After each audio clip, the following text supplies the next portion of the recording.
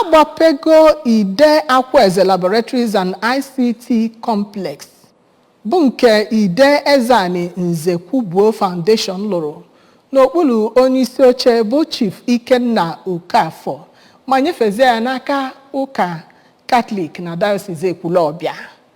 Ya bụ agadaga ụlọ enu bụ nke dị na St. Dominic Saviour Seminary akpụ na kansụl ime obodo Orumba South. Emmanuel Chigbata onye nta akụkọ anyị wetara akụkọ a n'uju nke ga-anụzi ugbu a.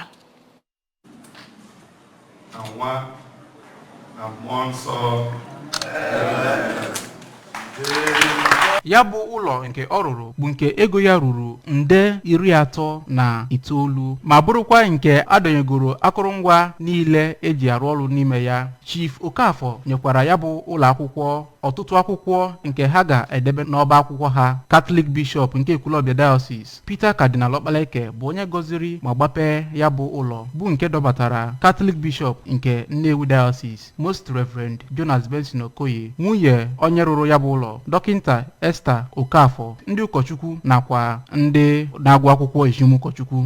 Cardinal Okpaleke kelere ya bụ onye lụrụ ụlọ na nwunye ya maka ụlọ ahụ ọ lụrụ nyegara ya bụ Dayosis. N'ozi nnabata ya ka onye isi ya bụ ụlọ akwụkwọ Reverend Father Anthony Akabuogu kwere nkwa na ya bụ ụlọ na ngwaọrụ eji arụ ọrụ bụ nke ha ga-eji rụọ ọrụ etu ọ kwesịrị ma kelee ide Akwaeze maka ịgụnye ya bụ ụlọ akwụkwọ n'ilite elele n'ọtụtụ ihe ndị ọ na-emegasị dịka ọ na-enyefe igodo ya bụ ụlọ n'aka ya bụ Dayosis. Ka onye rụrụ ya bụ ụlọ bụ Chief Okafor sịrị na ọ bụ maka ebumnobi o nwere n'ịkwanyite ụmụ akwụkwọ nakwa ndị ntorobịa n'ịgụ akwụkwọ mere o jiri warụọ ya bụ ụlọ ma kọwakwa na ọ bụ ụzọ iji wee weta ọrụ mmepe n'obodo ma kwekwe ndị ụka ahụ nkwa ọ ga na-akwado ya n'ọrụ mmepe. A nọrọ na ya bụ mmemme wee nye ya ọtụtụ onyinye tinyekwere onyinye nkwanye ugwu site n'aka ya bụ ụlọ akwụkwọ nakwa Catholic Diocese nke Ekwulobia, ebe ụmụ akwụkwọ ndị ga-echi ụkọchukwu gbakwara egwu